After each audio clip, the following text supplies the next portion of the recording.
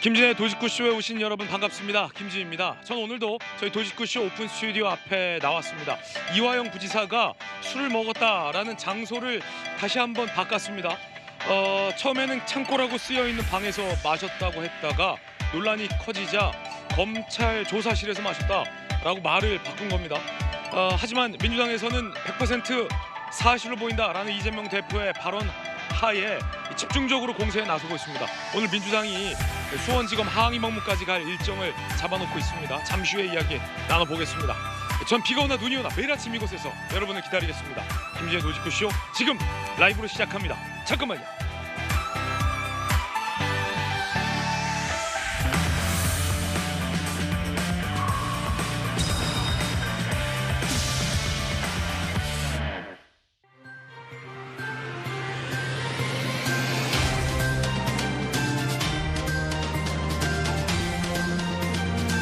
신문 읽어주는 남자입니다. 민주당이 제기하고 있는 이른바 이 검찰 술잔치 논란 의혹, 검찰이 강하게 반박하고 있습니다.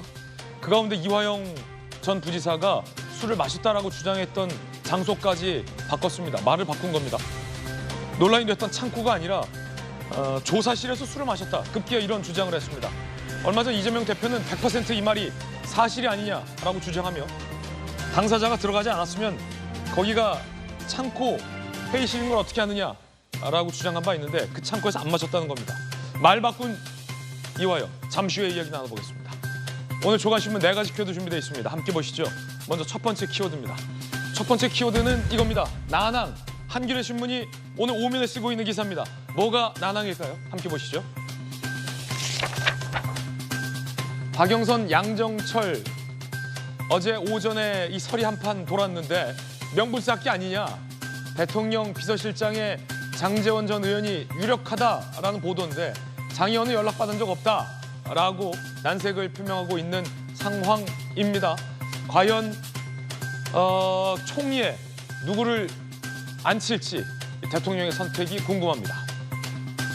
그 가운데 이 박영선 전 장관이 귀국행 비행기를 탔다 뭐 이런 관측도 보도되고 있습니다. 이어서 다음 키워드입니다. 두 번째 키워드는 뭘까요? 이겁니다. 비상. 서울경제가 오늘 일면에 썼습니다. 함께 보시죠. 삼성 전격 비상 경영 임원들 주 6일째 시행을 내렸습니다. 전 계열사, 중동 사태 등등 동시다발적인 이 악재에 글로벌 기업인 삼성이 전 계열사 임원까지 주 6일째 시행을 권고했다는 겁니다. 진정한 위기는 지금부터다라는 임원진들의 위기의식이 공감대를 형성하고 있다는 겁니다. 하지만 직원들은 추가 근무를 엄격히 금지하고 있다고 합니다. 다른 대기업으로 확산될 가능성도 비상경영 체제 주목되고 있습니다. 우크라이나 러시아 전쟁에 이어서 이 중동 화약고 위기까지 글로벌 기업 입장에선 정말 위기감을 느끼고 있는 것 같습니다. 이어서 다음 키워드입니다. 세 번째 키워드, 반등. 한국일보 8면 기사입니다. 자녀 계획 있다. 2030 응답률이 증가하고 있다고 합니다. 출산율 반등까지 이루어질지 기대되고 있는데 여가부가 2023년 가족 실태조사 결과를 공개했는데 3년 새 20대의 응답률은 6.8%, 30대의 응답률은 9.4%포인트 증가했다라고 합니다. 아무래도 이 아빠들도 육아휴직 등을 할 수 있게 바뀐 사회 분위기 등이 2030 세대에 아이를 낳겠다라는 응답률 증가로 이어진 것 같습니다. 그런데 이게 실제 출산율 반등과 이어질지는 조금 더 지켜봐야 될 것 같습니다. 아이들 좀 많이 낳으십시오. 저는 둘이나 낳았습니다. 이어서 다음 키워드입니다. 네 번째 키워드. 오늘의 시사상식 용어입니다. 오늘은 처분적 법률. 민주당에서 추진하겠다라고 밝힌 개념인데 어떤 개념일지 함께 보시죠. 처분적 법률. 국회 입법만으로 행정부의 집행 처분이나 사법부 재판 절차 없이 자동으로 집행력을 갖는 법률이라고 합니다. 하지만 입법이 행정 기능에 사법 기능까지 침해한다라는 삼권 분립을 위배한다라는 강한 비판이 나오고 있습니다. 전지전능한 국회가 되는 건 아니냐라는 일각의 비판적 여론도 있습니다. 지금까지 신문 읽어주는 남자였습니다.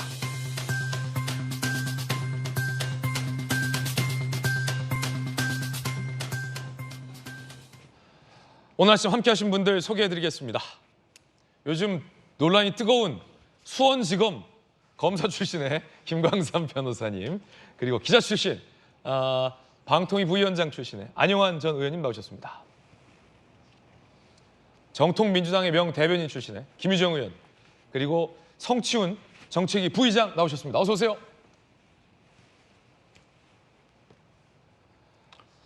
검찰청에서 술 마셨다.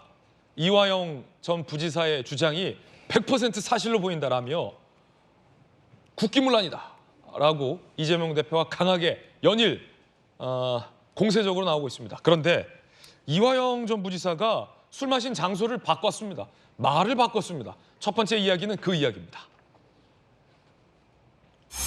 대명천지 21세기 검찰 청사에서 구속된 피의자들끼리 술판을 벌이는 게 가능하냐?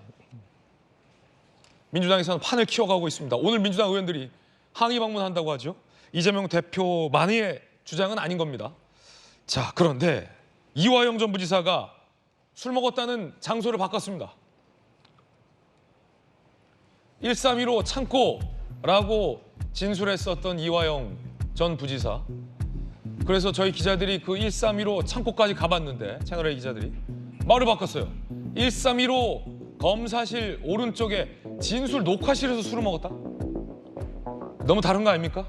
창고라고 쓰여있는 1315에서 술을 마셨다라고 주장할 땐 언제고, 굉장히 구체적이라 사실로 보인다. 이 대표의 얘기까지 나왔는데 판이 커지니까 검사실 오른쪽 진술 녹화실이다라고 말을 바꿨습니다. 자, 술자리에 김성태, 방용철 검사와 수사관, 쌍방울 관계자 한 명에 추가로 한 명 더 있었다라는 주장까지 이어가고 있습니다.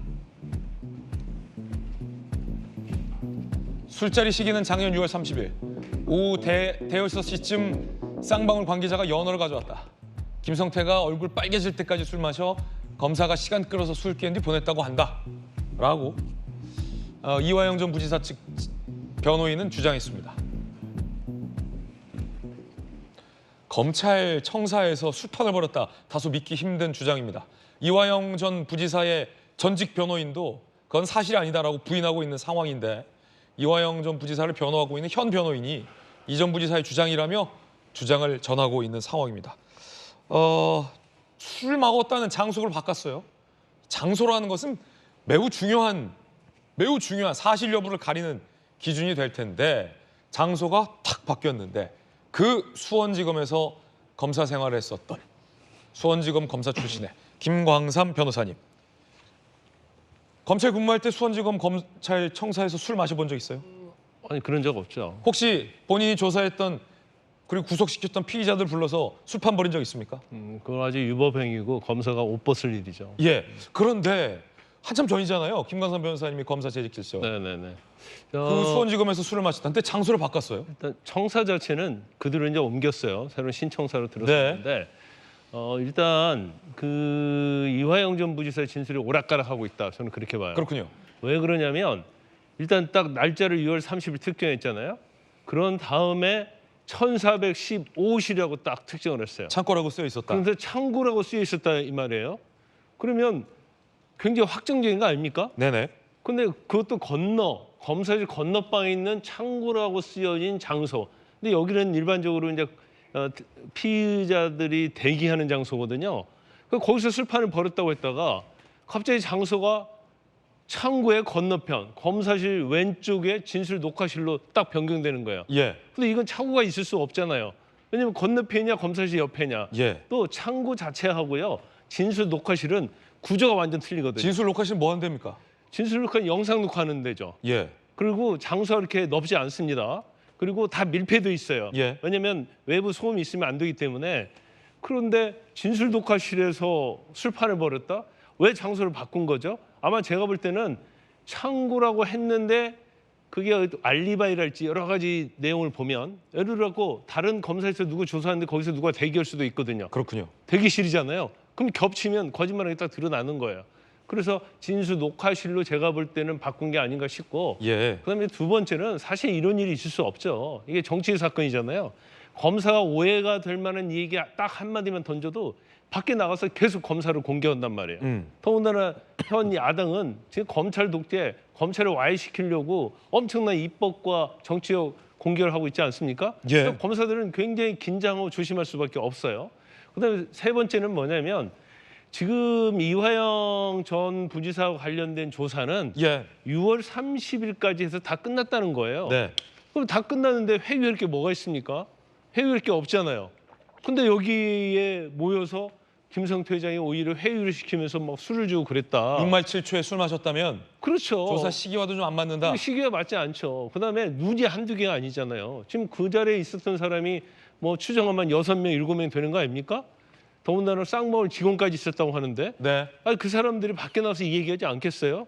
이런 위험한 짓을 검사에서 왜 하는 거예요? 출정 기록, 그다음에 검찰청 출입 기록 이거 보면 다 나와 있거든요. 이제 그걸 가지고 들이댈 텐데 그것도 못 믿겠다고 하면 그건 방법이 없는 거예요. 그런데 이제 민주당 입장에서는 이런 것 같아요. 이게 이재명 대표 연결돼 있잖아요. 가짜 뉴스를 할지라도 밀고 나갔다가 아니면 말고 아님 말고. 뭐라도 조금이라도 단서가 있으면 이건 우리한테 유리하고 이재명 대표에 대한 대북 송금 관련 사건에 있어서는 오히려 좋은 영향을 미칠 수 있다. 이런 판단을 하고 사실관계 확인하지 않고 일단 밀어붙이는 게 아닌가 싶습니다. 예. 김관선 변호사님 개인적 견해 전해드리고 있습니다. 창고, 이재명 대표도 이 창고라는 것에 굉장히 큰 개연성을 두고 이화영 전 부지사의 말은 사실로 보인다라고 강조한 바 있습니다. 이재명 대표의 글입니다. 그제 페이스북 글인데 창고 표시된 방에 안 들어갔으면 수감자가 그 방에 회의 쉬는 거 어찌 않느냐라고 야 이거 봐라 창고라는 것도 다 기억하지 않느냐 라면서 힘주어서 이건 사실일 것이다 라고 강조를 했습니다. 근데 창고가 아니라는 겁니다. 진술조사 녹화실이라는 겁니다. 이렇게 되면요. 이재명 대표가 이거 봐라 사실이다라고 강조했던 창고가 아니라는데요. 아니 그러니까 이화영 부지사가 왜 이러는지 잘 모르겠어요. 저는. 왜 이러는지 모르겠다. 예, 왜냐하면 어제 저희가 이 얘기를 하면서 적어도 이렇게까지 구체적으로 진술을 하면서 이렇게 정성껏 거짓말을 하겠느냐라고 제가 네. 말씀을 드렸잖아요. 거짓말이라면 너무 정성스럽다. 예, 너무 정성껏 그리고 굉장히 구체성을 띠고 있었잖아요. 실제로 또 가보니까 창고라고 되어 있었고, 네. 그러니까 그 이화영 부지사의 진술을 뒷받침할 만한 어떤 정황들이 보인 건 사실이잖아요. 다만 CCTV가 이제 이미 기한이 지난 거, 그런 것들 때문에 확실한 물증이 없다는 이제 좀 근거 부족 그런 이야기가 될 수 있다 이런 얘기가 이제 나온 것인데 그래도 이거는 밝혀라 조사해봐야 된다라고 이제 당에서 얘기하고 있었던 것인데 저는 이제 어제 상황을 보면서 이 진술이 좀 더 구체적으로 들어간 건 있어요. 예. 이를테면 이제 뭐 진술 녹화실로 그 장소가 옮겨진 데 대한 설명은 좀 있어야 될 것 같아요. 첫째, 왜 이게 그러면 기억의 오류인지 아니면은 이렇게 한번 슬쩍 던져봤다가 검찰의 반응을 보고 아니야 창고 아니고 사실은 진술 녹화실이어서 이렇게 간 것인지 예. 저는 그 연유는 모르겠어요. 근데 뭔가 이렇게 바뀌었다면 그거에 대한 설명은 좀 필요할 것 같아요. 이화영 지사의 그 변호인도 이제 이렇게 얘기를 했다고 하니까. 그런데 진술 내용은 굉장히 더 정확하고 좀 더 아주 세세하게 묘사가 돼 있잖아요. 심지어는 어제 얘기 없었던 검사와 수사관도 있었다. 네. 쌍방울 직원도 있었다. 그리고 심지어는 김성태 회장이 너무 이제 술에 취해서 깰 때까지 조금 기다렸다가 그 방에서 나왔다. 이렇게까지 구체적인 술이 나왔기 때문에 술판이 점점 커지고 있군요. 그렇죠. 판이 커졌고 좀 더 구체적으로 들어갔고 설명 예. 자체도. 그러니까 당에서도 아니 왜 장소가 바뀌었지 이런 의구심은 있지만 이렇게까지 또 구체적으로 그림까지 그려가면서 얘기를 예. 하고 있으니 검찰에서 반응은 사실 무근이다 하지만 이거 좀 더 밝혀보자라고 당은 또 대응할 수밖에 없는 것 같아요. 자 일단 객관적으로만 보면 냉정하게 보면 가장 중요한 술판을 벌였다는 장소 자체가 확 바뀌어 있어서 약간 주장의 신빙성은 확 좀 떨어진 측면이 있어 보이는데 기자 출신 안영환 의원께서는 어떻게 보십니까? 좀 오늘 잠시 후에 민주당에서 수원지검 그다음에 구치소 항의 방문가요? 판이 커졌어요. 네, 판이 커졌습니다. 일단 오락가락 하시네요. 오락가락 하시는데 글쎄 검찰의 그 방이 아까 이화영 전 지사의 말처럼 6, 7명이 들어갈 정도로 넓은지 술판을 벌일 정도 넓은지는 잘 모르겠습니다. 저도 법조 기자 시절에 최초로 영상 녹화실이 생겨가지고 그걸 취재했던 기억이 납니다. 아, 그렇군요. 네, 그 당시에 그렇게 넓지는 않더라고요. 넓지는 않은데 먼저 첫 번째 그거하고요. 물론 뭐 넓을 수도 있겠습니다만 제 경험상으로는 그렇게 넓지는 않았다는 거 하나고요. 두 번째는 자꾸 그 술판에서 뭐 술 먹고 회유를 당했다는데 아니 이화영 지사는 국회의원하고 부지사까지 했던 분이 술 한 잔 얻어마시고 회유 당할 정도 인물밖에 안 됩니까? 본인이 그 정도 인물밖에 안 되는 저는 굉장히 의구심이 들고요. 저 정도 술에 회유당할 인물밖에 안 되냐? 네. 저 주장이 사실이라 하더라도 그렇죠. 그다음에 이제 회유와 설득, 뭐 저 자리가 아니더라도 회유와 설득이 참 애매한 부분이 있습니다. 검찰에서 강압 수사를 하지 않으려면 설득할 수밖에 없습니다. 예. 설득이란 게 이런 거죠. 뭐 당신이 인정하고 빨리 나와서 정상적인 생활하는 게 낫지 않겠느냐. 당신 보니까 어린 딸도 있는데 빨리 어린 딸 만나는 게 낫지 않겠느냐. 예. 자, 이것을 회유로 봐야 될까요? 설득으로 봐야 될까요? 설득이죠. 그러니까 그 애매한 부분이 있습니다. 그런데 이제 본인은 회유를 받았다고 그러는데 회유를 받았다고 한다면 회유 받아가지고 본인이 이재명 지사한테 보고했다고 말한다면 그건 잘못된 것이죠. 본인이 인간성이 잘못된 것이죠. 그건 회유 받아서 거짓 진술했다는 것밖에 안 되는 건데 아, 이화영 전 부지사의 말이 다 사실이라 하더라도 회유 받았다는 거 아닙니까 본인이? 그 본인의 인간성의 문제다. 그렇죠. 그건 그 다음에 예. 또 하나는 자, 이 문제가 일단 민주당 차원에서는 특히 이재명 당 대표 입장에서 본다면은 기본적으로 검찰 수사의 흠집내기입니다. 네. 유무죄 이전에 검찰 수사가 기본적으로 수사 기법부터 문제가 있다. 예. 그러므로 전체적인 결론도 문제 있을 것이라라는 결론을 이끌어내기 위해서. 그다음에 지지자들한테 설사 유죄가 나온다 하더라도 봐라 검찰 수사 기본적으로 잘못돼 있었다. 네. 술판 버려가지고 이상하게 끌고 간 거 아니냐 결론을 이런 식으로 주장을 하기 위한 투집잡기로 저는 보이는 겁니다. 사실 이재명 지사가 대북 선거에 관여했다 안 했다 저는 합리적 의심은 듭니다. 왜냐하면 이재명 지사가 대북 사업에 굉장히 관심이 많았어요. 매우 관심이 많았습니다. 그렇기 때문에 부지사가 그걸 모른 채하고 혼자 독단적으로 그냥 처리했다, 혼자 말고 있었다. 상당히 그건 합리적 의심이 들고요. 어찌됐든 이걸 통해서 판을 키우면서 검찰 수사의 흠집 내기용으로 이용하고 있다. 저는 그런 생각이 듭니다. 예. 이화영 전 부지사의 주장 말이 일단 바뀐 건데 지금 법조계나 여권 일각에서는 민주당이 과거에 제기했던 청담동 술자리 의혹 또 굉장히 좀 구체적이었잖아요. 디테일했고 그리고 지난 서울시장 선거 때 민주당에서 제기했던 생태탕 의혹, 생태탕집 사장과 사장 아들까지 김어준 씨 방송에 등장시켜서 뭐 페라가모 구두였다 오 시장이 하지만 국산 텐디 구두였고 백바지를 입고 있었다 뭐 이런 굉장히 디테일한 하지만 사실 개연성이 드러나지 않았던 그 의혹에 비유하는 비판적인 여권 시각도 나오고 있습니다. 과연 이게 제2의 생태탕이냐 아니면 이재명 대표가 말한 것처럼 100% 사실이냐 국기문란 사건이냐 여러분은 어떻게 생각하십니까? 자 일단 각자의 주장을 좀 더 전해드릴게요. 이화영 전 부지사는 도면까지 손으로 그렸다고 합니다. 함께 보시죠. 자 영상 녹화실 저기에서 술 마셨다라고 주장하고 있는 겁니다. 말이 바뀐 거예요. 앞서는 저 건너편 창고에서 마셨다라고 했는데 지금은 1315 옆에 있는 영상 녹화실에서 마셨다라는 겁니다. 그런데 이 도면 자체가 증거가 될 수는 없어요. 저건 검찰 조사를 받았기 때문에 저 영상 진술 녹화실이 어디인지 알고 있을 것이기 때문에 저게 술을 마셨다라는 증거가 될 수는 없습니다. 이화영 전 부지사 측은요. 회유와 압박이 주로 세 곳에서 이루어졌다라고 주장하고 있고요. 창고와 조사실, 검사 휴게실에서 회유와 압박이 있었다라고 주장하고 있습니다. 그러면서 검색대 직원이 검사의 요구를 거부하겠냐라며 검사의 요구로 음식 반입이 이루어진 것이다 라고 재반박하고도 있는데 글쎄요. 근거가 될 수는 없어 보입니다.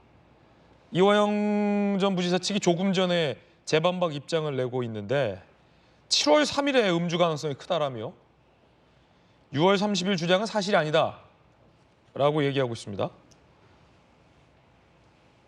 진술 녹화실에 교도관이 들어오지 못해서 상황 파악은 불가능했다라고 주장하고 있고요.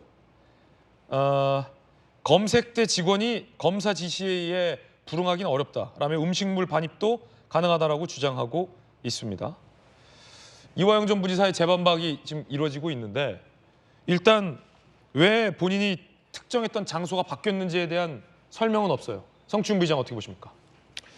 맞습니다. 일단 처음에 이 사건에 대한 문제 제기가 됐을 때 민주당 측에서 좀 그래도 믿어볼 만하다라고 판단을 했던 이유는 이화영 전 부지사가 굳이 왜 거짓말을 하겠는가였거든요. 네. 포인트가 왜 그러냐면 일단 4월 8일에 검찰의 구형은 이미 이루어졌습니다. 그리고 지금 6월 7일에 1심 판결만을 앞두고 있죠. 근데 재판의 핵심은 결국 그 김성태 전 부회장과 이화영 전 부지사의 지금 증언이 엇갈리고 있는 상황이기 때문에 두 피의자의 신뢰성, 신빙성이 결국 그 재판부의 판결 기준이 되는 것이기 때문에 본인의 좀 허황된 말을 갑자기 주장을 해서 본인의 신빙성을 떨어뜨린 말을 굳이 할 필요가 있겠는가. 거기에 또 구체적으로 좀 구체성이 더 반영되어 있다. 아까 우리가 그 그림을 봤지만 그림 자체가 무슨 뭐 술을 마셨다는 증거는 될 수 없죠. 당연히. 예. 하지만 그 창고라는 간판이 있는데 사실 들어가 보니 회의실이었다. 뭐 그런 것들. 그런 디테일 검찰에서도 들어갈 리가 없다. 그 이화영 전 부지사는 거기 방에 들어갈 리도 없을 것이다라고 했기 때문에 들어가지 않았다면 그래서 이재명 대표가 SNS에 올린 게 그 내용이었거든요. 그렇군요. 그렇기 때문에 그런 차원에서 그렇다면은 이화영 전 부지사의 말이 일리가 있을 수도 있겠다라는 차원이었는데 근데 그 이후에 지금 우리가 앞에서 다룬 것처럼 이화영 전 부지사 일단 그 발언이 번복됐습니다. 번복됐다. 왜냐하면 그 진술조사실이 거기에 지금 만약에 초반이었다면 예. 헷갈릴 수도 있을 거라 생각합니다. 근데 이미 조사가 끝나가는 차원이면은 아마 한 10번에서 20번 많은 횟수를 아마 그 조사실에서 이미 조사를 받았을 텐데 그 익숙한 장소가 됐을 그곳을 착각할 수 있는가라는 생각이 저는 일단 개인적으로 의문이 좀 들고요. 예. 그리고 검찰에서 바로 그 쌍방울 직원에 대한 또 그걸 출입 기록을 6월 30일 거 밝히지 않았습니까? 그런 것들로 봤을 때 이제는 또 이화영 전 부지사가 답해야 되는 상황이 온 겁니다. 그렇군요. 근데 오늘 방금 앵커께서 말씀하신 입장을 들었을 땐 전 충분치 않은 것 같아요. 충분치 않다. 날짜가 일단 변경됐고 네. 전 출입 기록 그 한 달 다 보자는 건 전 그것 좀 했으면 좋겠습니다. 예. 왜냐하면 검찰에서 바로 저는 처음에 며칠 동안 검찰이 왜 바로 대응을 안 할까? CCTV는 당연히 너무 옛날 거기 때문에 없을 가능성이 높았고 그럼 출정 기록을 그냥 바로 공개하면 의혹을 바로 해소하고 검찰의 뭐 신뢰도를 바로 회복할 수 있을 텐데 왜 이렇게 공개를 안 하지? 공개가 하는 게 그게 어렵다면 제3자를 통해서 예. 아니면 누군가를 통해서 그 공신력 있는 사람을 통해서 뭔가 와서 확인해 봐라 할 수 있지 않습니까? 그런 과정을 거치지 않았기 때문에 조금 의심을 했던 것인데 일단 일부는 공개했고 추가적으로 공개한 건 아니죠 아직. 네. 입장만 밝힌 것이죠. 확인해봤다고만 한 것이죠. 그렇기 때문에 오늘 뭐 민주당에서 방문을 한다고 하니 가능하다면 민주당에게도 보여줄 거 출정기록 보여주고 그런 식으로 좀 해결을 하는 게 좋다고 생각하고 역시나 지금 공은 일단은 이화영 전 부지사가 좀 더 많은 해명을 예. 해야 되는 상황이라고 봅니다. 자세히 보시면은 딱 두 가지를 이화영 전 부지사가 입장을 바꿨어요. 말을 바꿨어요. 술을 마셨다는 장소랑 시간. 그런데 공교롭게 검찰이 반박하는 가운데서 교도관들의 입장을 밝혔는데 그 창고에서 술 마셨다고 했을 때 그럼 교도관이 그걸 다 묵인했겠냐? 교도관은 그런 일 없다라고 한다라는 입장이 나오자 진술조사실에서 술을 마셨고 교도관은 안 들어왔다라고 이화영 전 부지사가 말을 바꾼 거거든요. 6월 30일에 술 마셨다라는 초기 입장이 전해지자 검찰이 6월 30일 해당 날짜의 출정 기록을 공개했거든요. 그러자 아니야 7월 3일 음주 가능성이 크다라고 또 말을 바꾼 건데 김건삼 변호사님 뭔가 불리한 증거가 검찰 측에서 공개되고 반박되자 장소와 시간을 바꾼 것 아니냐 이런 질문도 가능할 것 같은데 어떻게 보십니까? 제가 볼 땐 또 바뀔 거예요. 일단요, 6월 30일 참고로 확정이 딱 됐었지 않습니까? 예. 그러면 이 장소는요 헷갈릴 수가 없어요. 그런데 이제 검찰에서 거기에 대한 반박 증거 내잖아요. 그다음에 창고와 진술 녹화실 특징이 있죠. 창고에서는 대기를 하면 반드시 교도관이 거기 있습니다. 예. 같이 있어요. 진술 녹화실은 들어가면 진술 녹화실 분리되어 있는데 조사실하고 그쪽 안쪽에 있는 거예요. 그러니까 교도관은 밖에 있었기 때문에 모를 수 있다 이런 얘기를 할 수 있는 거예요. 그렇기 때문에 참고로 했다가 이건 완전히 뭐 거짓말이 들통날 것 같으니까 진술 녹화실을 또 바꾼 걸로 보이고 그다음에 날짜도 마찬가지죠.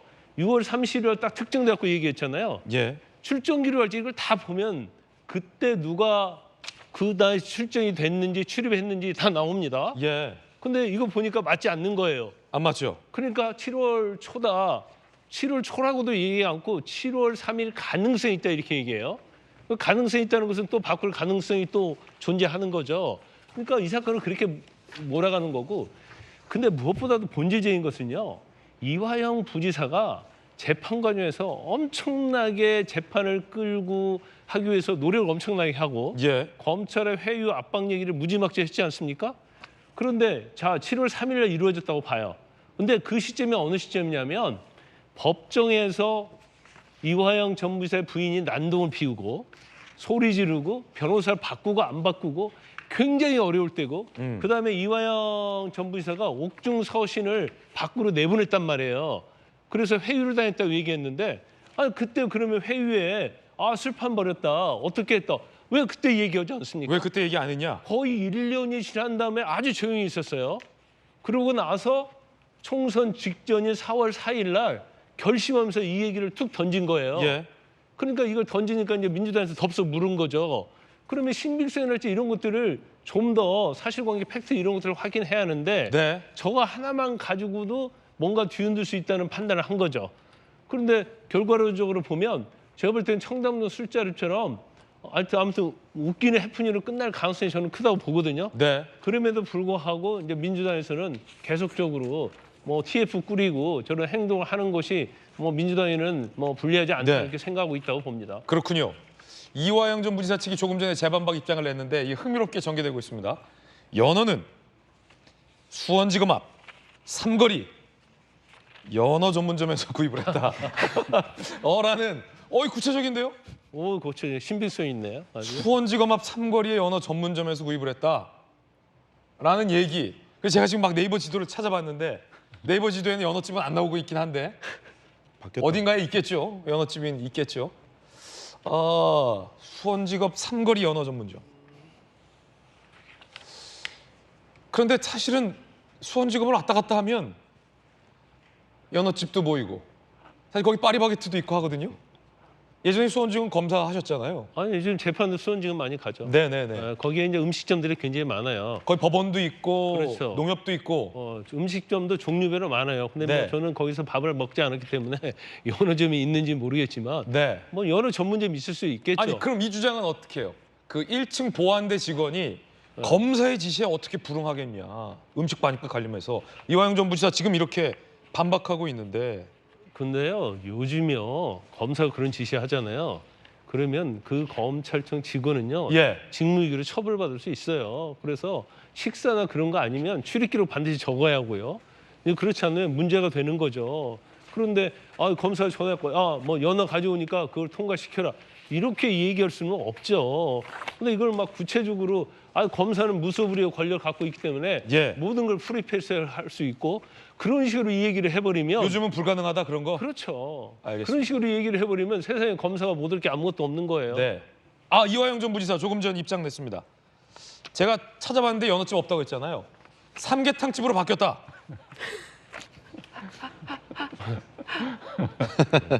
지금은 이거 굉장히 유명한 삼계탕집인데 SB 삼계탕집으로 이니셜이 바뀌었다. 성춘 부장님. 지금은 없다는 게 맞답니다. 지금은 삼계탕집이라고 합니다.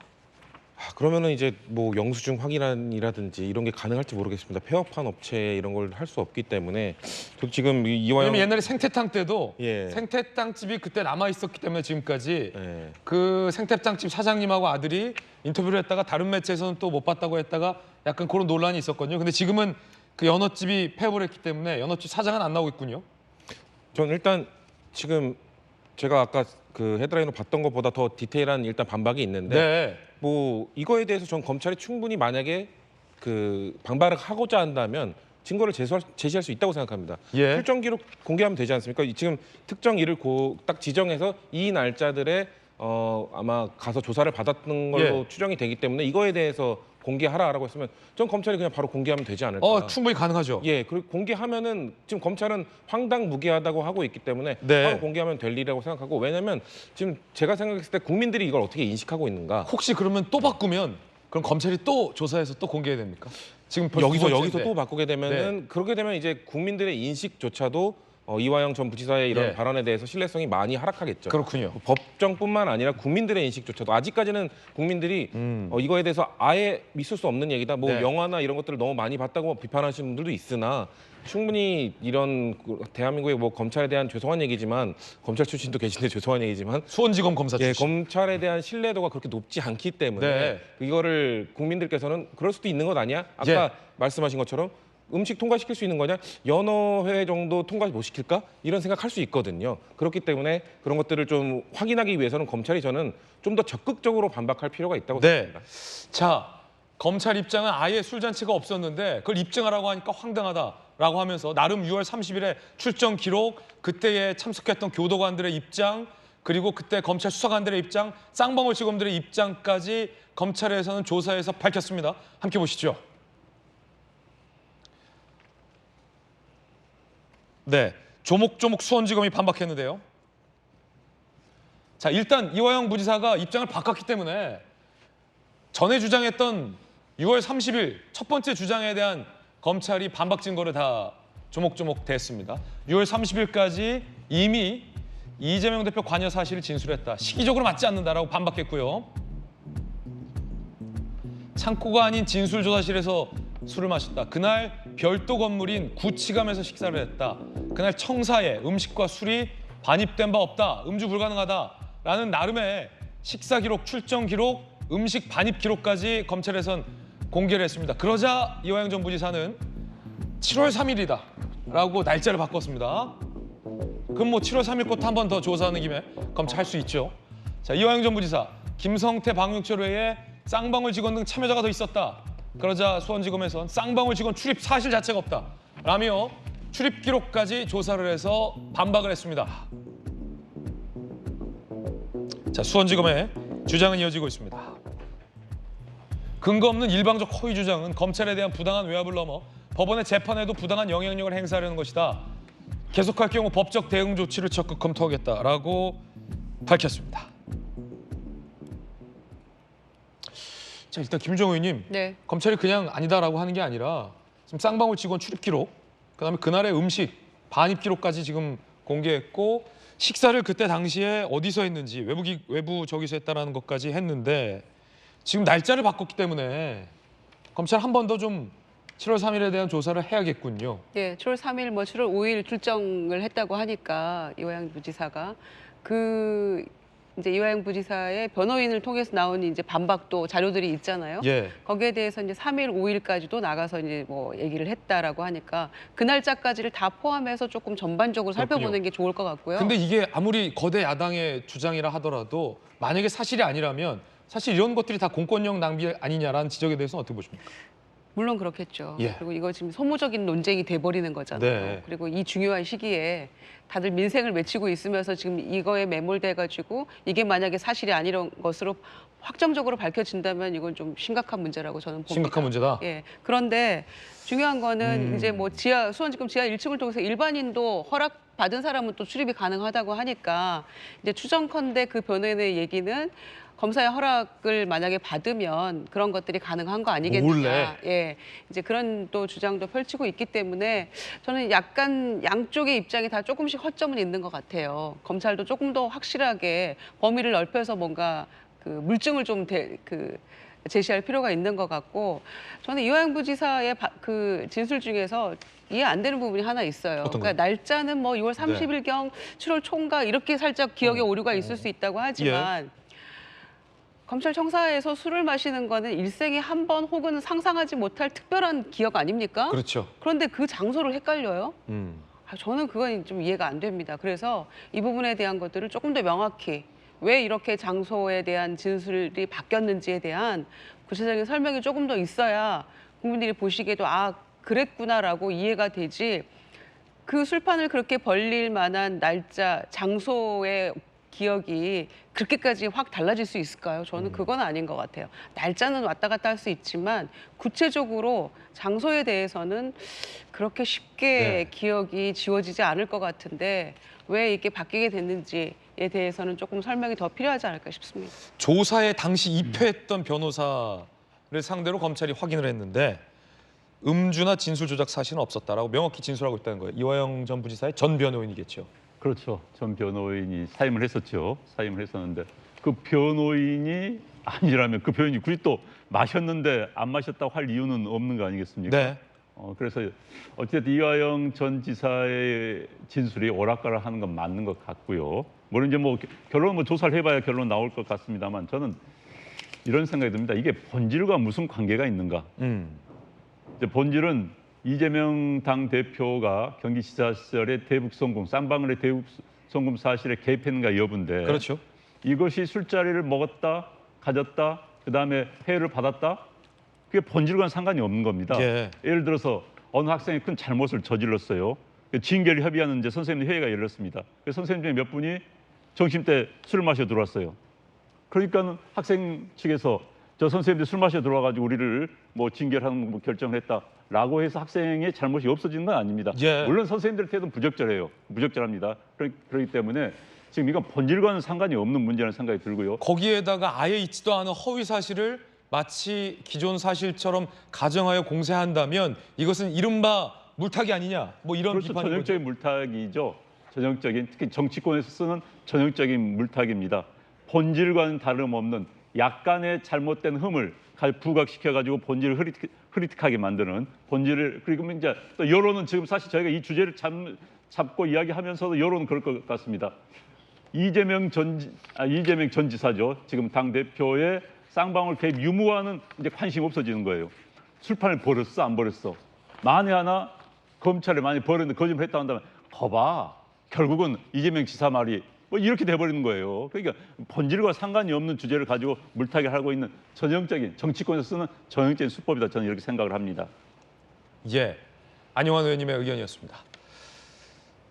연어집이 삼계탕집으로 바뀌었다. 봐라, 술잔치가 있었다. 글쎄요, 객관적으로만 생각해보면 연어집이 그 안에 아직까지 개업을 하고 있든 삼계탕집으로 바뀌었든지 여부는 술잔치가 있었다라는 것의 증거가 될 수는 없습니다. 그리고 설사 연어가 그 청사 안으로 들어갔다 하더라도 그것이 회유와 협박에 의해서 조작된 진술이다라고 주장하기에는 또 근거가 좀 부족해 보입니다. 안용환 의원님의 지적은 일리가 있어 보입니다. 본질과 관련 없는 일이다라는 건데, 자, 민주당에서는 술파티, 술잔치 의혹의 판을 키우고 있습니다. 진상조사단을 구성했고요. 단장까지 위임했습니다. 이화영 술판 회유 주장 진상조사단 구성, 단장 민영배 의원, 철험의 소속, 쌍방울 대북 송금 사건, 이재명 변호 맡았던 박균택 당선인도 합류할 전망이라고 합니다. 오늘 수원지검 앞 규탄 기자회견, 수원구치소 항의 방문 예정이라고 합니다. 민영배 단장 이야기 들어보시죠. 대검찰청이 수원지검에 재소자 출정 기록, 폐쇄 회로 유무 등을 확인하라고 지시했습니다. 국민이 납득할 수 있는 결과를 내놓아야 할 것입니다. 제19 감사기가 진상은폐를 시도한다면 검찰에 명운을 걸어야 할 것입니다. 저희 검사범죄 대응 TF는 검찰의 조작수사, 협박과 회유로 허위의 진술을 유도하는 행위, 증거 조작 등 검사의 위법 부당한 행위 관련 의혹에 대하여 철저한 진상규명을 촉구합니다. 만약 위법 행위가 밝혀진다면 반드시 엄중한 책임을 묻겠습니다. 만약에 저게 진짜라면 수사 자체의 정당성이 훼손될 수도 있는 일 아니겠습니까, 김관삼 변호사님? 만약에 저게 사실이면 검찰이 뒤집어지는 거죠. 네. 그리고 이재명 대표 관련된 지금 사건이 재판 중이지 않습니까? 이걸 다 뒤집어 버리려고 시도를 할 거예요. 그런데 사실 대북송금 사건과 저 사건은 별개고요. 그다음에 수원지검에서 이런 사건을 한 것이고, 지금 이재명 대표 기소된 사건들은 중앙지검 사건 아닙니까? 중앙지검 기소한 사건. 그렇지만 이걸 가지고 완전 검찰을 흔들어 놓고 이 정부를 흔들어 놓을 거예요. 그런데 현재 뭐 반박이 나오고 여러 가지 있지만 아마 민주당에서도 공격은 굉장히 엄청나게 하고 있지만 아마 내부적으로도 상당히 회의적 시간이 있을 가능성이 크다. 그래서 이걸 정치적 그냥 주장으로 이끌어갈 것인지에 대해서 고민이 상당히 있을 거예요. 예. 특히 민주당 내에도 검사 출신이랄지 변호사들이 많이 있지 않습니까? 예. 그러면 본인들도 아마 생각이 있을 거예요. 이게 가능할까? 이게 드라마나 영화에서 나오는 이야기지 가능하지 않다는 거고 정말 많은 눈이 있었고 그다음에 아까 이제 우리가 그 모순된 그런 행동들이 엄청 많거든요. 네. 단지 있었느냐 없었느냐인데 지금 검찰에다 증거를 대로 계속 얘기하고 있어요. 근데 이게 어떤 경우냐면 검찰은 저런 주장이 나왔을 때 출정 기록이랄지 조사한 일시랄지 뭐 여러 가지를 다 내놓고 있잖아요. 예. 우리가 이런 걸 볼 수 있는 거예요. 아, 너 나 때렸지. 근데 그 사람은 안 때렸다고 주장해요. 그러면 내가 때렸다는 걸 입증해야 할 거 아니에요. 네. 근데 그 사람은 안 때렸다는 거 증거 대보라고 온단 말이에요. 예. 그럼 안 때렸다는 증거를 어떻게 됩니까? 이걸 회유 안 했다는 증거를 대라는 건데 연어집이 어디 있는지 일단 찾아야죠. 아니 그러니까 이게 어떤 증거적인 측면에서 모순된 이게 나타나는 거예요. 그래서 지금 이화영 부지사의 전 부지사의 진술 말고 지금은 증거가 이화영 전 부지사의 진술을 뒷받침할 수 있는 물적 증거나 예. 인적 증거를 들이대야죠. 근데 그게 아니고 계속 검찰한테 회유 안 했던 증거를 대라. 이렇게 말한 것은 어떻게 보면 굉장히 모순된 거예요. 모순적이다. 그렇죠. 혹 이화영 전 부지사의 말이 다 맞다라고 가정하더라도 한 가지 궁금한 게 있는데 이재명 대표에게 전혀 보고하지도 않았다라고 주장하던 사람이 지금 얘기하는 고작 저 연어 안주에 넘어가서 자신의 모시고 있었던 상사가 마치 이걸 다 알고 있던 것처럼 불었다? 고작 저 연어 안주에? 의리가 없거나 신의가 없거나 너무한 거 아닙니까?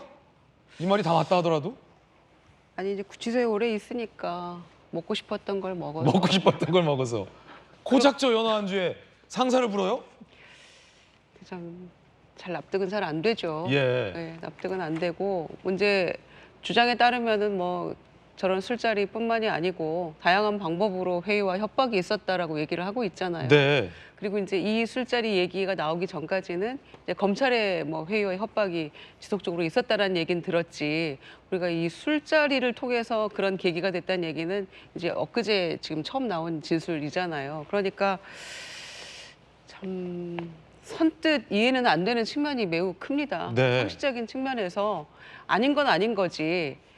이 술로 인해서 아닌 게 다시 이렇게 상황이 완전히 정반대로 바뀌는 이런 거를 부지사까지 지낸 분이 했다라는 거는 상식적으로 선뜻 납득은 안 되는데 이러한 술자리가 있었다라는 설명 외에 그로 인하여 나는 어떤 심경의 변화가 어떤 연유로 있었는지에 대한 부연 설명도 좀 필요할 것 같아요. 그래야만 그렇군요. 이 지켜보는 국민들도 아 충분히 그럴 만한 개연성이 있었구나라고 설득이 되지 않을까 싶습니다. 네.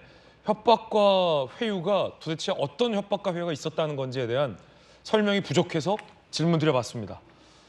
왜냐하면 이 정도 큰 사업을 경기도에서 함께할 정도의 신뢰관계라면 고작 연어 안주에 없었던 사실조차 상관을 불 것 같진 않을 것 같아서 질문 드려봤습니다. 자, 혹시 이화영 전 부지사 측에 이와 관련된 추가 설명이 나오면 저희가 전해드리겠습니다. 그리고 그 연어집 사장님이 수배가 되면 입장이 나오면 연어집 사장님 입장도 전해드리겠습니다. 이재명 대표가 1인당 25만 원을 거듭 제안했습니다. 전 국민에게 1인당 25만 원 민생회복지원금 주자 국민 다수에 필요한 정책을 누가 포퓰리즘이라고 하나라며 약 15조 원 규모 예산 배정을 촉구했습니다. 이 대표 이야기 25만 원 주자 이건데 앞서 정부에서는 좀 난색을 표명하고 있는 지점이 이 지점이거든요. 정책과 관련돼서 성추윤 정책위 부의장님, 정책위 부의장 모셔두고 연어 얘기만 해서 정책 관련 질문 드립니다. 예. 일단 처분적 법률은 좀 신중히 접근할 필요가 있고요. 예. 일단 한국 대통령제가 이 대통령제 전용 국가인 미국과는 달리 좀 이 입법부와 행정부가 서로의 권한을 좀 넘나드는 이런 좀 사각지대들이 있긴 합니다.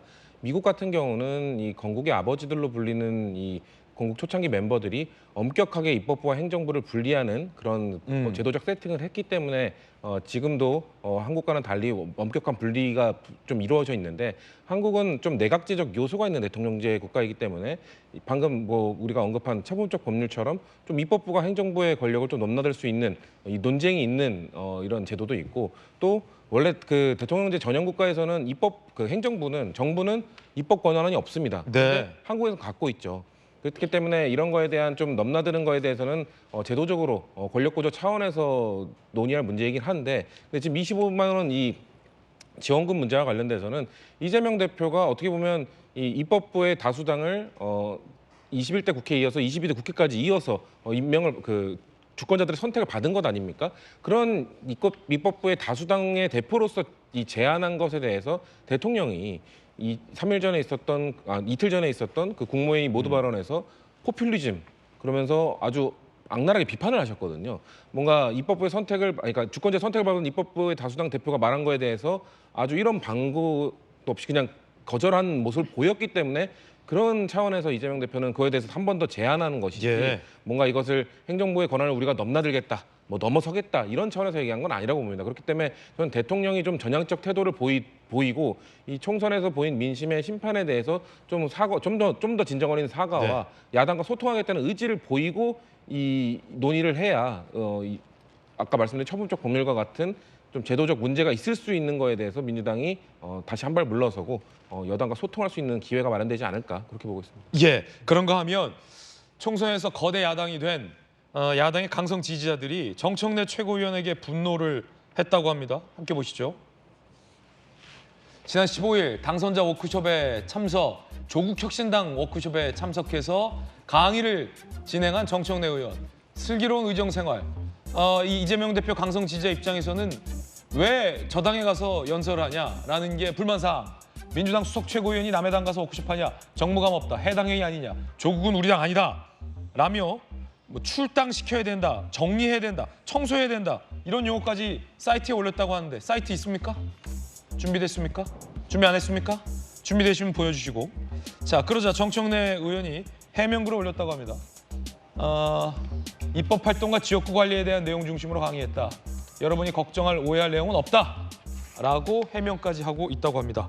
강성 지지자들 입장에서는 정청래 의원도 이른바 이 순도 높은 친명 의원으로 좀 안 보였던 게 아니냐라는 생각이 드는 게 뭐 그냥 비판하는 게 아니라 굉장히 좀 격앙된 표현도 등장이 했다고 합니다.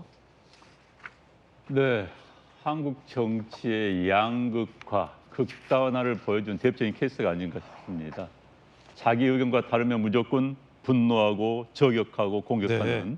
뭐 정청래 의원 하면은 사타가 공인하는 친명 핵심 아니겠습니까? 그럼에도 불구하고 정청래 의원이 본인들의 마음에 들지 않은 네. 뭐 옳고 그름 떠나서 들지 않은 행사에 참석했다 해서 공격한다는 건 전 적절하지 않습니다. 이런 상태로 한국 정치가 극단화된다면은 어떻게 될지 모르는데 내란 상태에 접어들 수밖에 지금 없는 그 것이죠. 특히 이제 개딸 내부 청소 주요 사항이라고 해서 정청래 의원은 내부 청소 대상이고 문재인 전 대통령은 출당을 시켜야 된다 뭐 이런 주장까지 했다고 해요. 그러니까요. 지금 이제 물론 저는 저 개딸들 또 그 게시판에 올리신 분들이 민주당의 주류는 아니라고 봅니다. 그러나 문제는 점점 주류화되고 있다는 것이고요. 저런 의견들에 대해서 이재명 대표가 끊어야 됩니다. 저런 주장들에 끌려다니기 시작하면 정치 끝도 끝도 없습니다. 저런 주장들이 사실 목소리 높은 사람이 끌어가게 되는 게 정치 현실입니다. 10명 가운데서 목소리 높은 2~3명이 끌어가는 게 또 세상 사는 또 이치일 수도 있거든요. 그래서 저건 아니고요. 그다음에 아까 말씀드렸던 이재명 대표 25만 원 대해서 꼭 한 말씀만 드리겠습니다. 사실 지난 정권 때 소득 주도 성장이 실패했습니다. 그 연장선상에서 나온 이야기 같고요. 그다음에 이재명 지사한테 참 미안한 이야기지만은 이재명 지사가 대한민국에서 가장 재정 자립도가 높은 자치 지역 가운데 하나인 경기도 성남시에서 가장 부자인 성남시에서 현금 살펴하면서 지역 화폐로 했던 그 정책이 어느 정도 재미를 봤습니다. 그걸 가지고 전 국민을 대상으로 하겠다? 이건 아니고요. 예. 아시겠지만 우리나라 지금 빚이 1,000조를 넘어섰습니다. 현재 국가 GDP의 50%를 넘어섰습니다. 네. 1인당 빚이 2천만 원이 넘습니다. 2,100만 원이 넘어요. 지금 이게 어디까지 갈지 모르는 상황에서 저게 다 빚입니다. 13조라는 게. 그런데 저게 문제가 저걸로 끝나겠습니까? 1인당 25만 원인데 왜 또 1인당 25만 원인지 이왕 주려면 50만 원이지. 그러니까 논리적인 문제가 있고요. 저게 또 포퓰리즘이 아닐 수도 있습니다. 단 선거 때 이야기가 나왔기 때문에 포퓰리즘, 저는 포퓰리즘을 표퓰리즘이라고 표현합니다.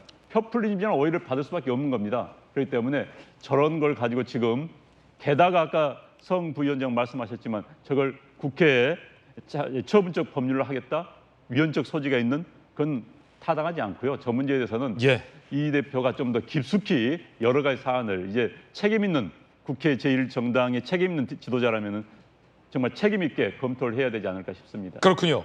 자, 이번엔 저희가 준비한 두 번째 이야기 시작하겠습니다. 총리와 비서실장 하마평이 참 많습니다.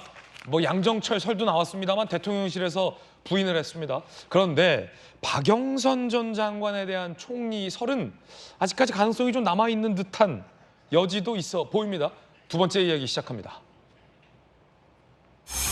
총리 비서실장 혼선 돌고 돌아 장제원, 비서실장 장제원 설까지 나오고 있습니다만 박영선 전 장관 입장도 좀 취재되고 있는데 함께 보시죠. 비공식적 제안이 있었다. 언론에 떠보듯이 공개 불쾌하다. 박영선 전 장관 측 관계자. 아직까지는 다 측들이에요. 본인들의 입장은 지금 안 나온 것 같아요. 아직 박영선 전 총리 관련해서는. 하지만 양정철 전 연구원장은 공직을 더 할 생각이 없다라는 입장은 나왔습니다. 여권 진영 내에서 다양한 입장들이 나오고 있습니다. 직접 들어보시죠. 네, 다 좋은 분들이라고 생각합니다. 특히 또 김대중 대통령께서 보수 진영에 있던 분을 비서실장으로 모셔왔지 않습니까? 그런 적이 있죠. 그러면서 여야가 서로 상생하고 화합하는 그런 협력 관계로 IMF를 극복했으니까 저는 무난하다고 봅니다. 말 그대로 제한 없이 이게 폭넓게 검토하고 있다라는 걸 보여주는 한 단면이라고 생각을 하는데, 근데 만약에 하나 한꺼번에 기용을 할 경우에 이게 우리 내부 보수층 내부에서의 어떤 생각 같은 경우도 고려해서 일부라도 선택을 하는 거가 과연 맞는지 굉장히 고민할 겁니다. 알겠습니다. 인사가 참 어렵습니다. 어렵죠? 예. 야당에서도 반발을 일으킬 것 같고요. 예. 여당 내에서도 반발을 일으킬 것 같아요. 네. 과거에 이제 노무현 전 대통령께서 대연정을 시도했었던 모양과 비슷한데 오히려 그 급하게 철회하고 지지율도 더 떨어졌었거든요. 네. 그 카드가 저는 좋은 카드는 아니었다고 생각하고 개인적으로는. 그런데 박영선 전 장관이 귀국하고 있습니다.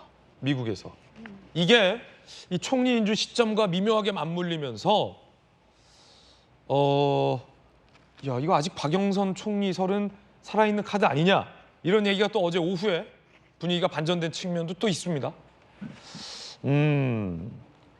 박지원 당선인이요 아주 흥미로운 관측 지점을 내놨습니다. 이건 야당 파괴 공작이다. 윤석열 대통령의 고도의 이 정치적 플레이다라는 주장인데 들어보시죠. 이건 윤석열 대통령이 군사정권의 후예로서 전형적인 야당 파괴 공작이다 이렇게 보고 또 김부겸, 박영선 등을 언급해가지고 하지 않으면은 우리가 이렇게 고생했는데도 안 한다 그러한 명분을 축적하기 위한 고도의 정치적 플레이다 이렇게 봅니다. 윤석열 대통령이 탈당하고 거국 내각 구성을 위해서 이재명 대표 만나서 이러한 추천이 있었다고 하면은 인준이 되지만은 야당 파괴 공작 명분 축적용으로 이런 정치적 플레이한 것에 대해서 민주당이 인준해주겠어요? 총리 한 사람이 들어가서 뭘 바꾸지는 못한다 하는 것이 이미 증명이 됐기 때문에 그걸 박영선 전 의원께서 받아들이실 것 같지는 않은데요. 난파선의 마지막 순장조가 되고 싶지 않다라는 심리가 있는지 다들 그렇게 썩 내키하지 않은 것 같은 분위기였거든요. 그럼 국민의힘 인사들은 내키하지 않는다? 왜냐하면 대통령과 소통도 안 되죠. 거의 쫓겨나다시피 하잖아요. 자, 그런데 조금 전 박영선 전 장관이 글을 올렸습니다. SNS에. 그런데 그 글이 상당히 의미심장합니다. 저희가 발빠르게 취재했습니다. 박영선 전 장관, 미국에서 오사카에 도착했어요. 지금 오사카에 있다 깊은 관심에 감사하다 라면서 오사카에 있는 한국 도자기를 봤는데 그 도자기를 보며 절절함을 느꼈다. 우리 정치가 서로가 서로를 헐뜯는 일에만 매몰된 것 같아 안타깝다. 지금 대한민국의 미래를 생각한다면 너무 중요한 시기여서 협치가 기묘하고 중요하다고 생각한다라는 글을 올렸습니다. 협치가 기묘하다. 마주보고 달리는 열차처럼 우리 사회가 그러면 안 된다. 라며 협치가 중요하다라는 이야기를 했습니다. 의미심장한데요. 자, 일단 김유정 의원님. 네. 이 글이 암시하는 바는 상당해 보이는데 협치가 중요하다. 적극적으로 부인하지 않고 있어요. 박영선 전 장관은. 내가 무슨 총리냐. 윤 정부 심판하겠다. 이런 글 안 올리고 협치가 중요하다.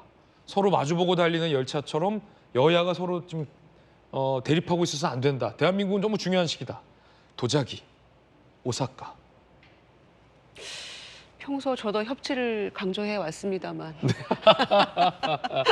아까 예. 보니까 그 측근이 했다는 얘기하고 네, 네. 약간 지금 SNS 글은 뉘앙스가 조금 다른 것 달라요. 같아요. 예. 이거 비공개적으로 제안이 있었던 것처럼 얘기를 했고 아까 측근의 이야기는 그러고 나서 이거 언론에 이렇게 여론에 떠보는 듯이 했던 거는 좀 불쾌하다 이렇게 했는데 지금 SNS 글은 협치를 강조했다는 굉장히 의미심장한 것 같아요. 네네. 그래서 저는 어제 대통령실에 뭐 여러 가지 그 난맥상을 보여준 그런 모습이었잖아요. 뭐 단독으로 어디서 이제 TV조선에서 기사가 나가고 또 YTN에서 나가고 그랬는데 대통령실은 공식적으로 또 부인을 했고 나중엔 또 뭐 일부 있었던 것도 사실이다. 그런데 인사라인에 있었던 또 수석들은 모르고 있었다. 이런 혼선이 있을 수가 있느냐라는 이제 비판이 높았죠. 그런데 여전히 지금 저 모습을 보면 박영선 총리 카드는 살아있는 카드 살아있는 같아요. 카드. 네. 확실히 양정철 카드는 좀 많이 아닌 것 같은데. 그건 아닌 것 같고요. 네. 살아있는 카드라는 생각이 조금 더 이제 심증을 굳혀주는데요. 지금 저 SNS 글은. 그렇죠. 네. 그렇다면 만약에 박영선 전 장관이 총리로 지명이 된다면 민주당에서 총리 청문회나 총리 인선에 대해서 반대는 못 하겠는데요. 아닌가요? 근데 저는 일단은 순서는 좀 잘못된 것 같아요. 예. 대통령이 일단 저 정도면은 일종의 거국내각 비슷하게 되는 건데. 네. 그런데 박영선 전 장관이 지금 당의 소위 주류도 아니거든요. 그런데 이재명 대표를 좀 만나서 이런 얘기를 조금 전반적으로 논의를 좀 하고 그런 다음에 뭔가 이 순서가 좀 이루어졌다면 이게 사실이라고 한다면 그러면 훨씬 더 모양이 좋았을 텐데 네. 지금 상황에서는 어쩌면 여야 모두에서 비판받을 수 있는 그런 상황이 돼버린 것 같고요. 특히 만에 하나 이제 지명을 한다고 하면 여당 내부를 설득하는 게 오히려 대통령실이 더 할 일인 것 같아요. 여당 내부의 비판이 오히려 더 높은 것 같고 왜냐하면은 일도 잘했지만 또 공격수 역할을 굉장히 열심히 해왔던 박영선 전 장관이기 때문에 아마 여당을 설득하는 게 더 지금 급선무가 아닌가 싶은데 예. 야당은 모르겠습니다. 반응 어떻게 나올지는 쉽게 짐작하기는 어렵지만 이 정도 카드는 정말 너무 깜짝 카드였기 때문에 설마 실현 가능하겠어? 라고 하는 게 어제의 반응이었는데 예. 만약에 공식화된다면 좀 고민해봐야 되겠습니다만은 야당으로서는 그렇게 반대할 만한 카드는 저는 아닌 것 같아요. 그렇군요. 민주당의 요 직전 서울시장 후보. 문재인 정부 때 장관을 지냈던 인사.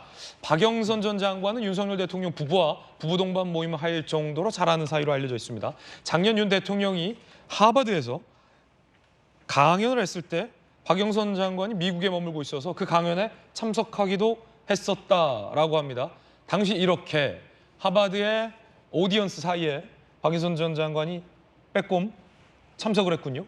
윤 대통령이 강연을 했을 때도 이 친분이 있어서 참석을 했었다. 같이 박수를 치는 모습도 보이고 있고 한 발자국만 더 들어가서 생각해 보면 당내 이야기를 미묘한 이야기를 김주영 의원께서 힌트를 주셨는데 박영선 전 장관은 당내에서 친명계가 아닙니다.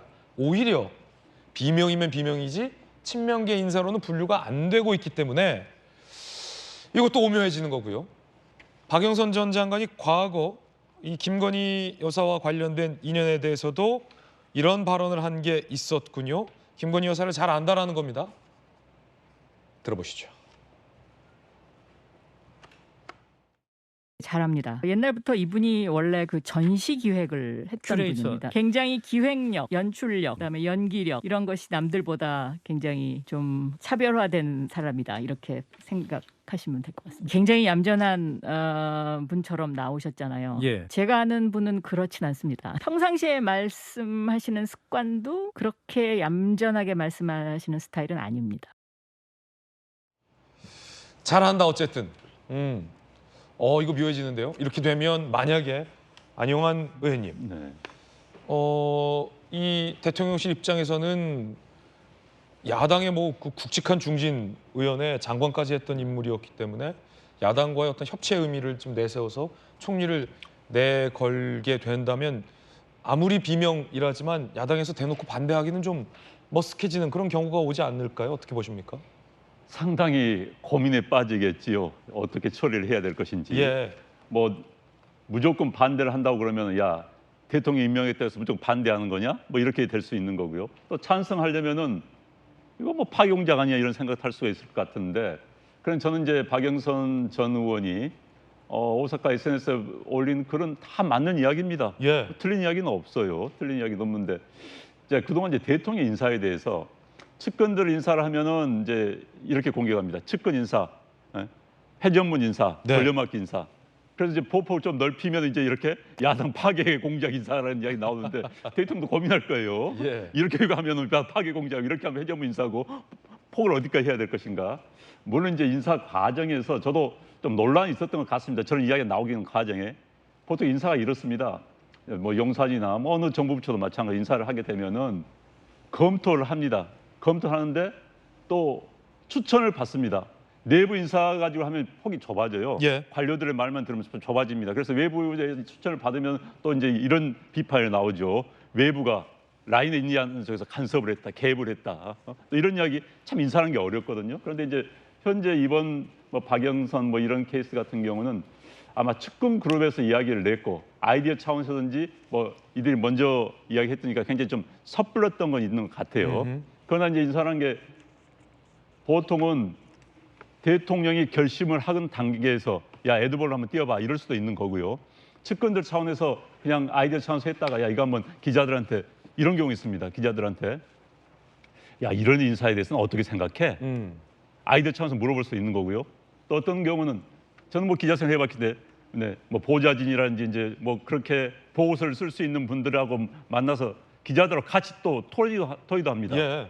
이 사람은 이런 장점이 있고 이 사람은 이런 단점이 있기 때문에 이 사람이 적합할 것 같은데 하면 그게 또 기자들이 기사를 쓰는 경우도 있어요. 정말 아직 누구나 논의가 정말 인사 결정권자의 입장 그 테이블에 올라가지 않았는데 여러 명 모여서 이 사람 이런 단점, 이 장점, 현재 상황에서 이 사람이 적절할 것 같은데 라는 기사를 쓰는 경우도 있고요. 그렇죠. 또 그다음에 이제 본인들이 인사 대상자가 아직은 되지 않은 사람이 스스로 자가발전할 수 있습니다. 기자한테 전화 걸어서 야 나 좀 넣어줘. 인사 좀 대상에 넣어줘. 이런 경우도 있어요. 그러니까 인사라는 게 굉장히 복잡합니다. 그다음에 또 이제 인사가 결정이 되면은 YS 같은 경우요. 김영삼 대통령은 자기 인사 결정을 했어요. 그런데 그 전날 결정을 했는데 다음 날 아침 신문에 나온다. 그 인사 없애버립니다. 없던 걸 해버립니다. 그렇게 보완을 철저히 했는데 요즘 이제 인사 보완 문제가 많이 터져 나오죠. 그런데 이제 어떤 경우는 결정이 됐어요. 지금 박영선 전 의원과 어떤 경우인지 모르겠습니다만 결정이 될 때 이제 저희가 기자 생활 때 취재를 보면은 답변이 여러 가지 케이스가 나옵니다.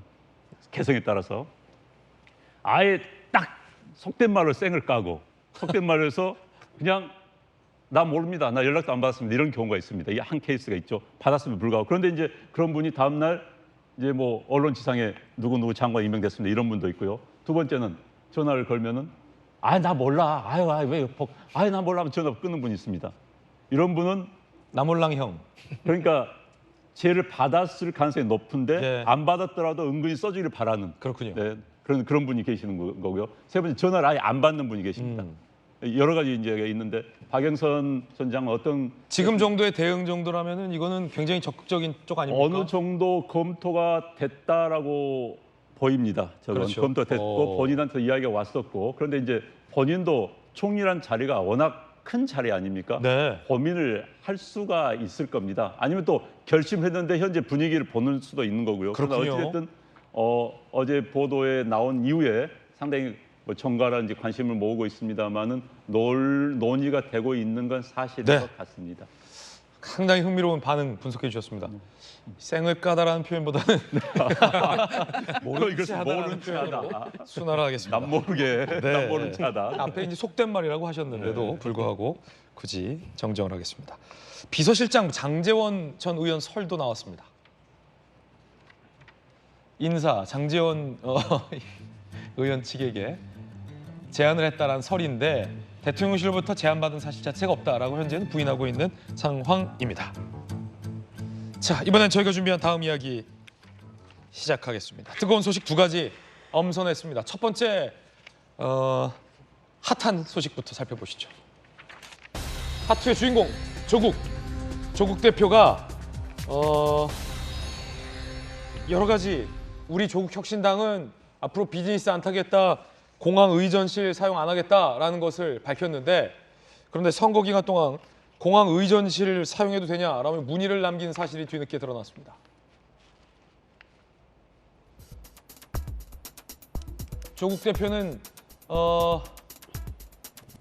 저 의전실을 사용하는 대상이 아닙니다.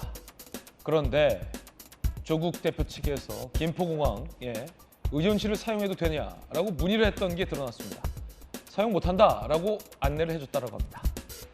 조국 혁신당에 밝힌 결의안에는 공항 의전실을 이용하지 않겠다라고 막 밝힌 직후에 이런 사실이 드러나서 내로남불, 조로남불 아니냐라는 논란이 일고 있습니다. 김광삼 변호사님, 일단 조국 대표는 저 공항 의전실을 사용할 수 없는데 왜냐하면 선거 당시는 국회의원도 아니고 장관도 아니고 민정수석도 아니고 서울대 교수도 아니잖아요. 서울대 교수도 쓸 수 없지만 그런데 공항 의전실을 써도 되느냐라고 물었어요. 그런데 마침 이 보도가 나온 건 조국 혁신당은 의전실 사용 안 하겠다라고 밝힌 직후에 이 보도가 뒤늦게 나와서 내로남불 논란이 있는데 어떠십니까? 아니 그 당시에는 뭐 평범한 사람 아니에요. 근데 아마 본인이 그런 생각했을 거예요. 조국 혁신당이 굉장히 바람을 일으키고 있잖아요. 그럼 내가 당대표인데 당대표는 당연히 뭐 의전실 쓸 수 있는 거 아니야? 이런 생각했을 가능성이 크겠죠. 그럴 수 있겠군요. 예. 그래서 의전실 쓸 수 있느냐 이렇게 물어봤을 거예요. 그런데 지금 이제 총선이 끝나고 나서 이제 12석이라는 뭐 자신들이 정말로 흥분할 수 있는 그런 의석을 얻었잖아요. 그럼 의전실 쓰지 않겠다. 그러면 원래부터 그런 마음이 좀 있어야 하는 거 아닙니까? 그런 마음을 가지고 있어야 하는데 비즈니스 국내선 타지 않겠다. 근데 국내선 비즈니스 탔잖아요. 이전에. 네. 그러면 원래는 비즈니스 타고 의전실 쓰려고 했는데 뭐 다 해놓고는 이제 총선이 딱 끝나고 나니까 이제부터 뭔가 국민에게 보여줘야겠다. 그래서 실질적으로는 비즈니스 탈 마음이 있고 의전실 쓰고 싶었는데 보여주기 위해서 저런 걸 만든 게 아니냐 이제 그런 생각이 들어요. 그래서 우리가 이제 조로남불, 내로남불의 어떤 대명사처럼 조 전 장관으로 상당히 많이 비판받지 않습니까? 네. 근데 여러 이 조그마한 거, 세세한 거 사실 이제 비판하기에도 사실 뭐 굉장히 작은 거지만 워낙 조 대표가 이전부터 그런 행동을 워낙 많이 했기 때문에 그 이제 연장선상에 있어서 어떻게 보면 언론에서 그리고 일반 어떤 국민들 사이에서 가십거리가 되고 있는 겁니다. 그렇군요. 조국당의 해명도 있습니다. 너무 엄한 잣대 아니냐라는 해명입니다. 비서실과 선행팀 관련 직원 당직자는 전화한 적이 없는 것으로 확인됐다. 그럼 누가 문의를 한 겁니까? 답을 주셔야죠. 누가 문의했는지. 결의안은 22대 국회의원이 되면 하겠다는 것이고 너무 심한 잣대를 들이대는 건 아니냐. 저때 당시는 국회의원 되기 전이니까 괜찮다라는 겁니다. 김웅 전 의원이 비즈니스를 타지 않겠다라고 밝힌 직후에 조국 대표가 비즈니스를 국내선 탄 사실이 있다라며 내로남불을 지적했습니다. 비즈니스석 탄 사람은 조국이다. 내로남불. 국내선 비즈니스 타지 않는 게 정치개혁이 될 수 없다는 뜻이다라고 비판했습니다. 그러자 조국 혁신당 대표 비서실장은요.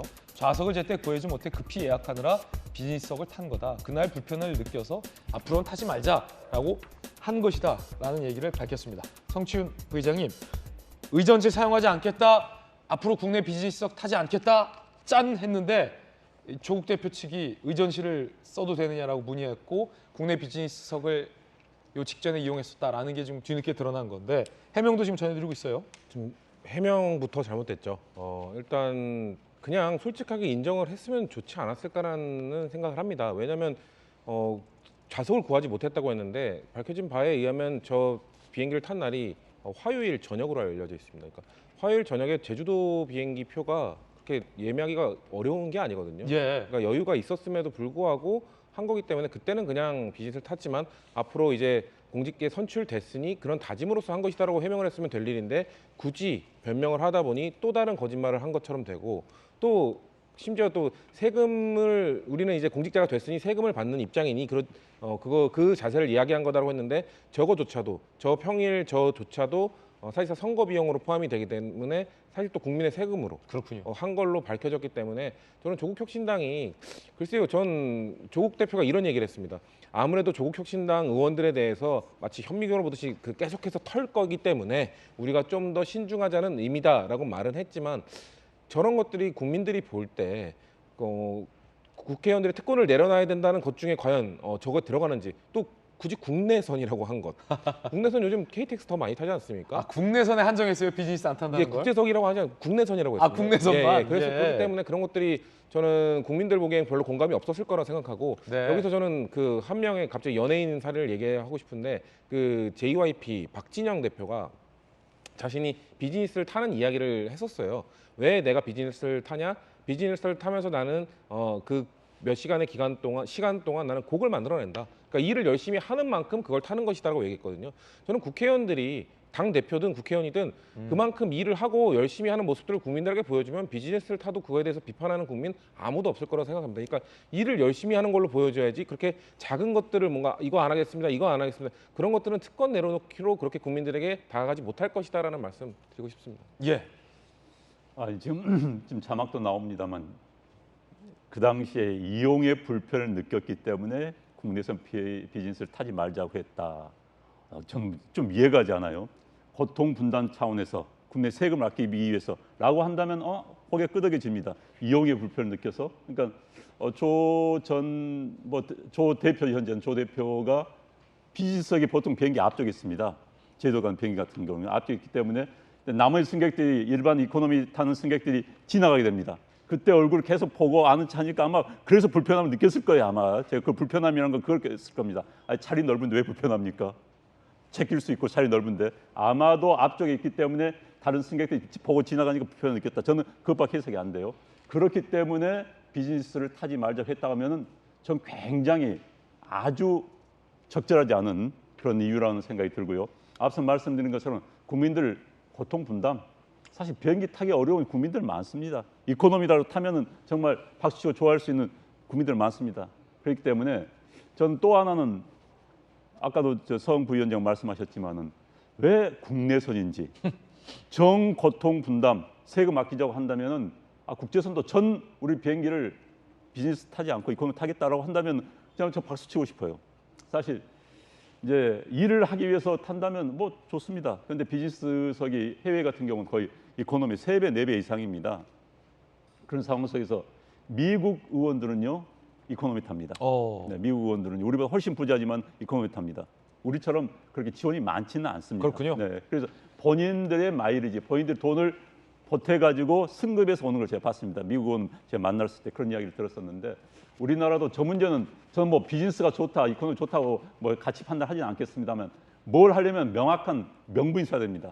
내가 이 주장, 이런 공약을 내세울 때는 왜 이러이러하다. 그런데 단지 당 대표가 이용의 불편을 느껴서 타지 말자고 제안한 것이라고 했다면은 그건 정말 적절하지 않는 그런 이유가 될 것 같습니다. 그렇군요. 그때 정말 제주 가는 화요일 비행기가 만석이었을 수도 있고 조 대표가 느꼈다는 불편함이 어떤 나만 이렇게 비즈니스를 타는 것에 대한 미안한 어떤 마음의 불편함일 수도 있고 일단 패널 두 분들의 개인적인 견해 전해드렸습니다. 국제선 비즈니스는 안 탄다고 안 하시는지도 궁금하군요. 이번엔 두 번째 뜨거운 소식입니다.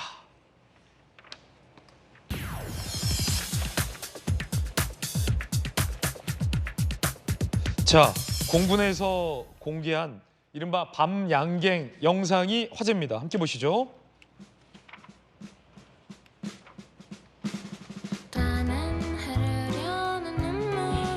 신박하죠.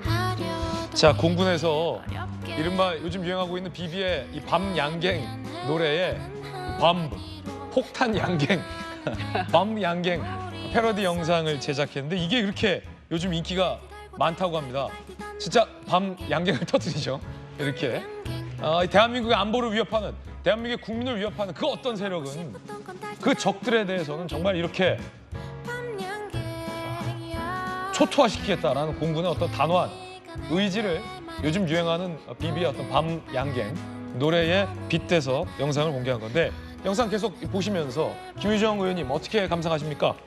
저도 이거 보면서 이 공군의 또 이런 홍보 영상이 굉장히 또 신박한 것들이 있었어요. 네. 관심을 끄는. 6기 공군 중에서 이제 공군이 좀 그거 굉장히 잘하고 있거든요.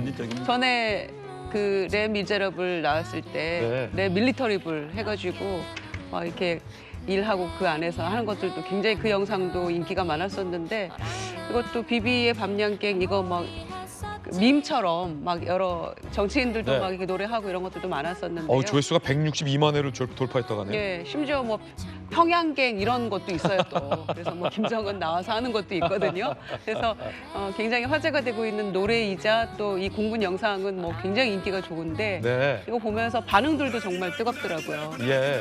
아 지금 저게 평양갱이군요. 네네네네. 그래서 이건 아주 기가 막히게 원래 노래인 것처럼 이렇게 잘 만들었던데 그래서 저도 몇 번 보면서 야 정말 기가 막히다. 그래서 군이 정말 국민에게 굉장히 이렇게 좀 친근감을 느끼면서 가까워지는 느낌도 좀 들었고요. 이거 보면서 아 이렇게 열심히 지금 지키고 있으니까 우리가 어린이들이 그 장면 가운데 불꽃놀이 장면도 나오거든요.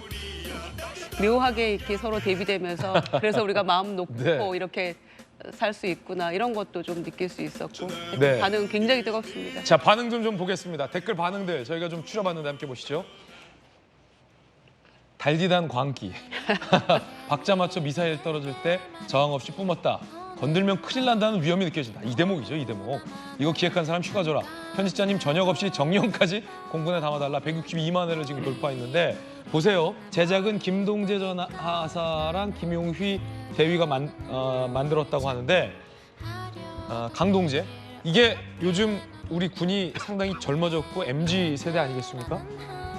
나이는 젊어져도 안보에 대한 단호한 안보 의식만큼은 이 선배 군 장교들보다 그 어느 때보다 변함없이 튼튼하다라는 것을 하나의 보여준 사례가 아닐까 싶어서 굉장히 좀 유쾌하고 또 든든하기도 합니다. 성춘 부의장 어떻게 보십니까?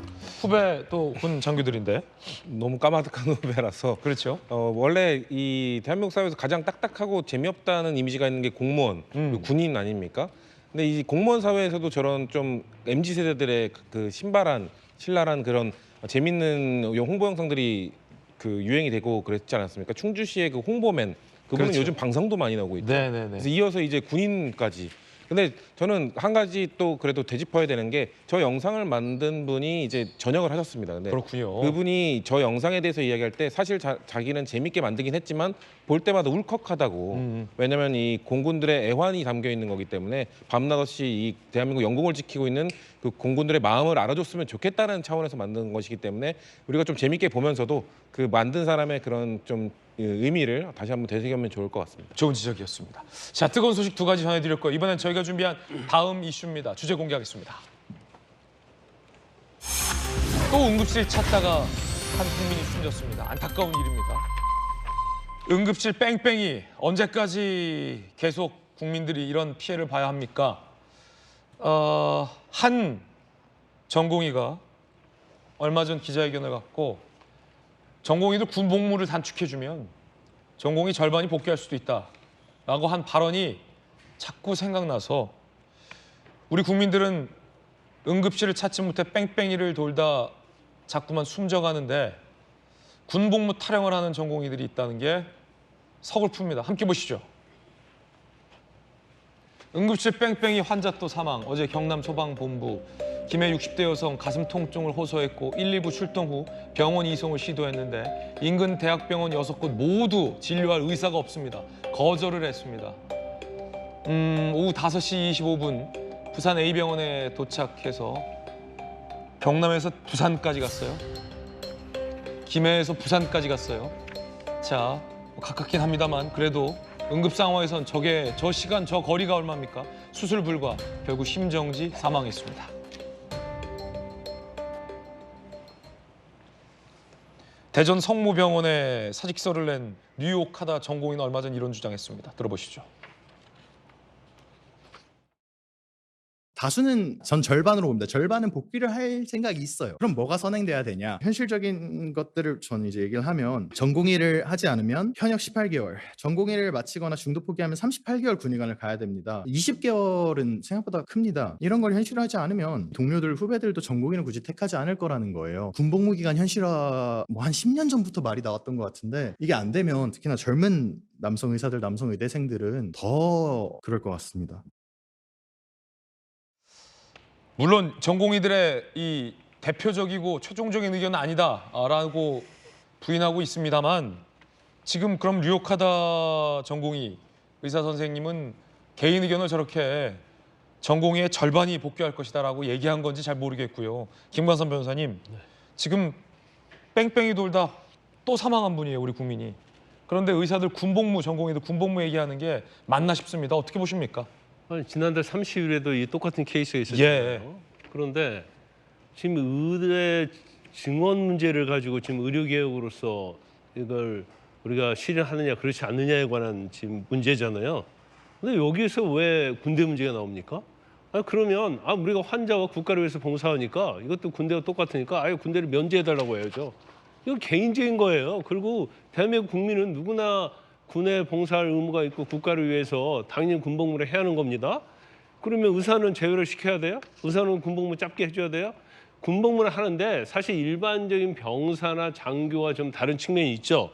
그래서 이걸 개월수를 상당히 높게 하는 거 아닙니까? 장기간 복무하도록 한 거잖아요. 공군 마찬가지잖아요. 다른 장교들 마찬가지예요. 그런데 우리는 이번 기회에 아마 정부에서 우리를 어떻게 할지 못할 것이다. 그래서 어차피 의대 증원이라도 좀 할 것 같으면 우리가 원하는 걸 다 갖고 가자. 또 뭐 수가 올려달라고 하고 뭐 다 요구하면서 일부 뭐 증원에 대해서는 찬성하겠다. 지금 증원에 대해서 찬성했다도 아니에요. 전공의가 복귀하는 걸 전제로 얘기해 놓은 거잖아요. 저는 게 국민의 어떤 동의를 얻을 수 있겠습니까? 근데 지금 전공의도 마찬가지로 의사들의 어떤 경우를 보면 좀 과도하다 그런 생각이 많이 들어요. 그리고 의대 증원을 한 명도 할 수 없다는 걸 전제로 하면 어떻게 협의가 되겠습니까? 지금 현 정부 자체도 이번 총선이 끝나면서 사실 이게 실무할 수 있는 그런 사람들 지금 사퇴하겠다는 거 아니에요.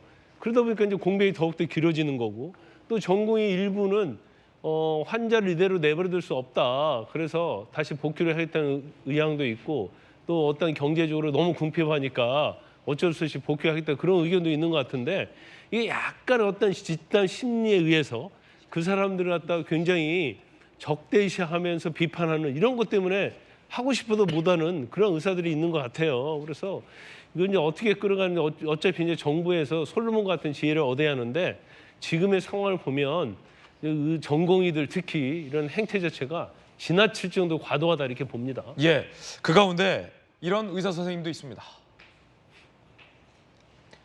선천성 심장병을 앓고 있고 3번의 수술 후에 의대에 입학해서 전문의 출신에 지금은 부산 연제구의 보건소장으로 참 이 공공 의료를 위해 봉사하고 있는 신승건 부산 연제구 보건소장의 인터뷰입니다.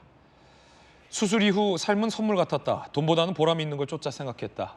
현장에 떠난 의사들은 여지없이 돌아와야 한다. 누구나 언젠가 원하든 원치 않든 환자가 될 수 있기 때문이다. 의사 면허는 독점적 권한이고 모든 권한에는 의무가 따른다. 라고 이야기를 했습니다.